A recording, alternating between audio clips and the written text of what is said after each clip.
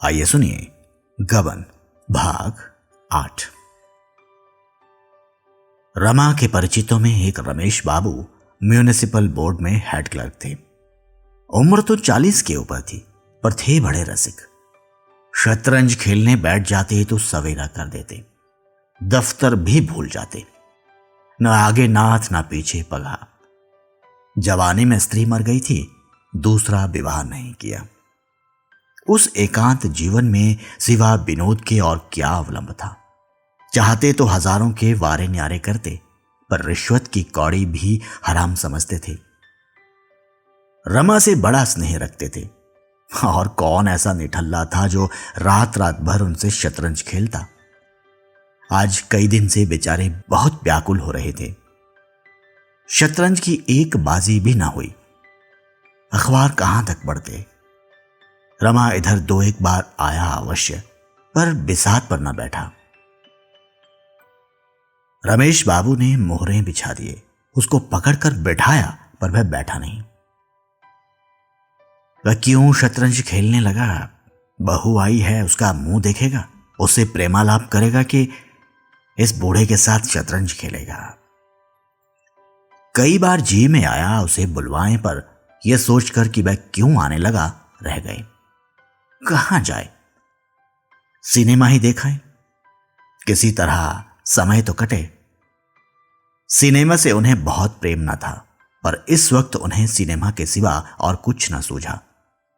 कपड़े पहने और जाना ही चाहते थे कि रमा ने कमरे में कदम रखा। रमेश उसे देखते ही गेंद की तरह लुढ़क कर द्वार पर जा पहुंचे और उसका हाथ पकड़कर बोले, आइए आइए बाबू रमानाथ साहब बहादुर, तुम तो इस बुड्ढे को बिल्कुल भूल ही गए। हाँ भाई, आप क्यों आओगे? प्रेमिका की रसीली बातों का आनंद यहां कहां? चोरी का कुछ पता चला? रमानाथ, कुछ भी नहीं। बहुत अच्छा हुआ थाने में रपट नहीं लिखाई, नहीं तो 100-200 के मत्थे और जाते। बहू को तो बड़ा दुख हुआ होगा। रमानाथ, कुछ पूछिए मत, तभी से दाना पानी छोड़ रखा है। मैं तो तंग आ गया, जी में आता है कहीं भाग जाऊं। बाबूजी सुनते नहीं। रमेश, बाबूजी के पास क्या कारों का खजाना रखा हुआ है? अभी 4-5 हजार खर्च किए हैं, फिर कहां से लाकर गहने बनवा दे? 10-20 हजार रुपए होंगे तो अभी तो बच्चे भी तो सामने हैं, और नौकरी का भरोसा ही क्या? 50 रुपए होता ही क्या है? रमानाथ, मैं तो मुसीबत में फंस गया। अब मालूम होता है कहीं नौकरी करनी पड़ेगी। चैन से खाते और मौज उड़ाते थे, नहीं तो बैठे बिठाए इस माया जाल में फंसे। अब बतलाइए, है कहीं नौकरी चाकरी का सहारा?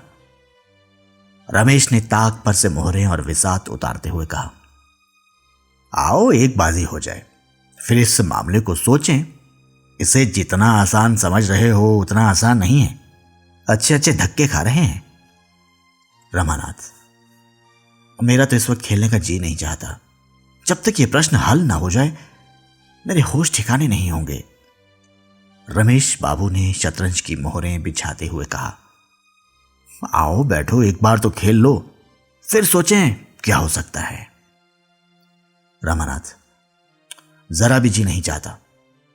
मैं जानता कि सिर मुंडाते ही ओले पड़ेंगे तो मैं विवाह के नजदीक ही ना जाता। रमेश, अजी 2-4 चालें चलो तो आप ही आप जी लग जाएगा। जरा अकल की गांठ तो खुले। बाजी शुरू हुई। कई मामूली चालों के बाद रमेश बाबू ने रमा का रुख पेट लिया। रमानाथ, ओह क्या गलती हुई। रमेश बाबू की आंखों में नशे की सी लाली छाने लगी।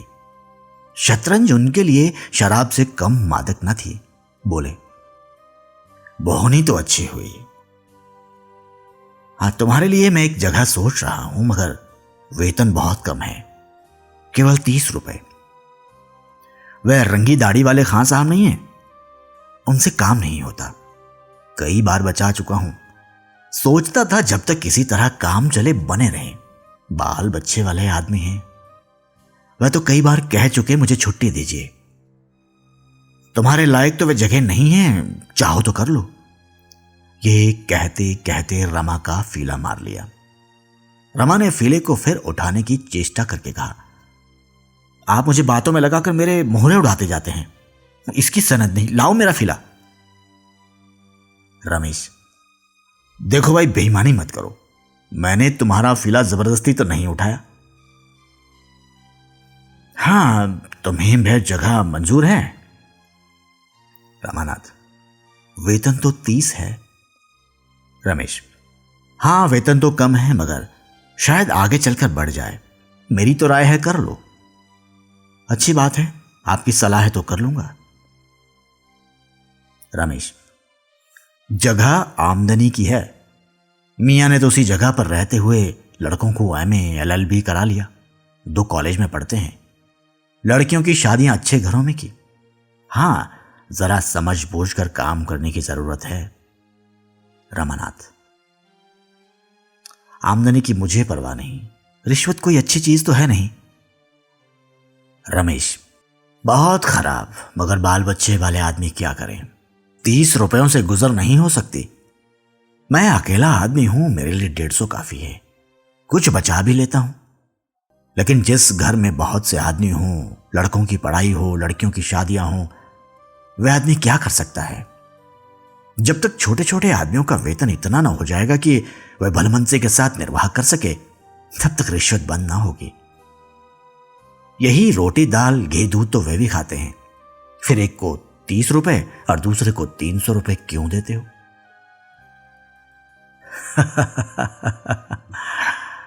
रमा का फर्जी पिट गया। रमेश बाबू ने बड़े जोर से कहा मारा। रमा ने रोष के साथ कहा, अगर आप चुपचाप खेलते हैं तो खेलिए, नहीं तो मैं जाता हूं। मुझे बातों में लगाकर सारे मोहरे उड़ा लिए। रमेश, अच्छा साहब, अब बोलूं तो जबान पकड़ लीजिए। ये लीजिए चाय। तो तुम कल अर्जी दे दो, उम्मीद तो है तुम्हें यह जगह मिल जाएगी, मगर जिस दिन जगह मिले मेरे साथ रात भर खेलना होगा। रमानाथ, आप तो 2 ही मातों में रोने लगते हैं। रमेश, अजी वे दिन गए जब आप मुझे मात दिया करते थे। आजकल चंद्रमा बलवान है। इधर मैंने एक मंत्र सिद्ध किया है, क्या मजाल की कोई मात दे सके। फिर शह। रमानाथ, जी तो चाहता है दूसरी बाजी मात देकर जाऊं, मगर देर होगी। रमेश, हां, देर क्या होगी, अभी तो 9 बजे हैं, खेल लो, दिल का अरमान निकल जाए। ये शह और मात। रमानाथ, अच्छा कल की रही, कल ललकार कर 5 मातें ना दी तो कहिएगा। हाँ जी, जाओ भी, तुम मुझे क्या मात दोगे, हिम्मत हो तो अभी सही। अच्छा आइए, आप भी क्या कहेंगे, मगर मैं 5 बाजियों से कम ना खेलूंगा। रमेश, 5 नहीं तुम 10 खेलो जी, रात तो अपनी है। तो चलो फिर खाना खा लें, तब निश्चिंत होकर बैठें। तुम्हारे घर कहलाए देता हूं कि आज यहीं सोएंगे, इंतजार न करें। दोनों ने भोजन किया और फिर शतरंज पर बैठे। पहली बाजी में 11 बज गए। रमेश बाबू की जीत रही। दूसरी बाजी भी उन्हीं के हाथ रही। तीसरी बाजी खत्म हुई तो 2 बज गए। रमानाथ, अब तो मुझे नींद आ रही है। रमेश, तुम मुंह धो डालो, बर्फ रखी हुई है, मैं 5 बाजियां खेले बगैर सोने ना दूंगा। रमेश बाबू को यह विश्वास हो रहा था कि आज मेरा सितारा बुलंद है, नहीं तो रमा को लगातार 3 मात देना आसान न था। वह समझ गए थे इस वक्त चाहे जितनी बाजियां खेलूं, जीत मेरी ही होगी। मगर जब चौथी बाजी हार गए तो यह विश्वास जाता रहा। उल्टे ये भय हुआ कि कहीं लगातार हारता न जाऊं। बोले, अब तो सोना चाहिए। रमानाथ, क्यों, 5 बाजियां पूरी न कर लीजिए। रमेश, कल दफ्तर भी तो जाना है। रमा ने अधिक आग्रह ना किया। दोनों सोए। रमा यूं ही 8 बजे से पहले ना उठता था, फिर आज तो 3 बजे सोया था। आज तो उसे 10 बजे तक सोने का अधिकार था। रमेश नियमानुसार 5 बजे उठ बैठे, स्नान किया, संध्या की, घूमने गए और 8 बजे लौटे, मगर रमा तब तक सोता ही रहा। आखिर जब 9:30 बज गए तो उन्होंने उसे जगाया। रमा ने बिगड़ कर कहा, नाहक जगा दिया, कैसी मजे की नींद आ रही थी। अजीब अर्जी देनी है कि नहीं तुमको? आप दे दीजिएगा। और जो कहीं साहब ने बुलाया तो मैं ही चला जाऊंगा? जो चाहे कीजिए, मैं तो सोता हूं। रमा फिर लेट गया और रमेश ने भोजन किया, कपड़े पहने और दफ्तर चलने को तैयार हुए। उसी वक्त रमानाथ हड़बड़ाकर उठा और आंखें मलता हुआ बोला, मैं भी चलूंगा। रमेश, अरे मुंह हाथ तो धो ले भले आदमी। आप तो चले जा रहे हैं। नहीं, अभी 15-20 मिनट तक रुक सकता हूं, तैयार हो जाओ। मैं तैयार हूं, वहां से लौटकर घर भोजन करूंगा। कहता तो हूं अभी आधा घंटे तक रुका हुआ हूं। रमा ने 1 मिनट में मुंह धोया, 5 मिनट में भोजन किया और चटपट रमेश के साथ दफ्तर चला। रास्ते में रमेश ने मुस्कुराकर कहा, घर क्या बहाना करोगे, कुछ सोच रखा है? रमानाथ, हाँ कह दूंगा, रमेश बाबू ने आने नहीं दिया। मुझे गालियां दिलाओगे और क्या, फिर कभी ना आने पाओगे। रमानाथ, ऐसा स्त्री भक्त नहीं हूं। हाँ ये तो बताइए, मुझे अर्जी लेकर तो साहब के पास ना जाना पड़ेगा। रमेश, और क्या तुम समझते हो घर बैठी जगह मिल जाएगी? महीनों दौड़ना पड़ेगा, महीनों बीसियों सिफारिशें लानी पड़ेगी, सुबह शाम हाजिरी देनी पड़ेगी। क्या नौकरी मिलना आसान है? रमानाथ, तो मैं ऐसी नौकरी से बाज आया। मुझे तो अर्जी लेकर जाते ही शर्म आती है। खुशामदी कौन करेगा? पहले मुझे क्लर्कों पर बड़ी हंसी आती थी, मगर वही बला मेरे सिर पड़ी। साहब डांट वांट तो ना बताएंगे? रमेश, बुरी तरह डांटता है, लोग उसके सामने जाते हुए कांपते हैं। रमानाथ, तो फिर मैं घर जाता हूं, यह सब मुझसे बर्दाश्त ना होगा। रमेश, पहले सब ऐसे ही घबराते हैं, मगर सहते सहते आदत पड़ जाती है। तुम्हारा दिल धड़क रहा होगा ना कि जाने कैसी बीतेगी। जब मैं नौकर हुआ तो तुम्हारी ही उम्र मेरी भी थी और शादी हुए 3 ही महीने हुए थे। जिस दिन मेरी पेशी होने वाली थी, ऐसा घबराया हुआ था मानो फांसी पाने जा रहा हूं।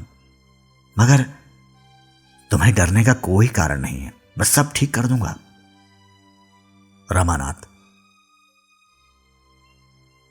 आपको तो 20-22 साल नौकरी करते हो गए होंगे।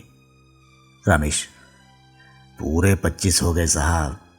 20 बरस तो स्त्री का देहांत हुए हो गए। 10 रुपए पर नौकर हुआ था। रमानाथ, आपने दूसरी शादी क्यों नहीं की? तब तो आपकी उम्र 25 से ज्यादा न रही होगी। रमेश ने हंसकर कहा, बर्फी खाने के बाद गुड़ खाने को किसका जी चाहता है? महल का सुख भोगने के बाद झोंपड़ा किसे अच्छा लगता है? प्रेम आत्मा को तृप्त कर देता है। तुम तो मुझे जानते हो, अब तो बूढ़ा हो गया हूं, लेकिन मैं तुमसे सच कहता हूं, इस विधुर जीवन में मैंने किसी स्त्री की ओर आंख तक नहीं उठाई। कितनी ही सुंदरियां देखी, कई बार लोगों ने विवाह के लिए घेरा भी, लेकिन कभी इच्छा ही ना हुई। उस प्रेम की मधुर स्मृतियों में मेरे लिए प्रेम का सजीव आनंद भरा हुआ है। यों बातें करते हुए दोनों आदमी दफ्तर पहुंच गए।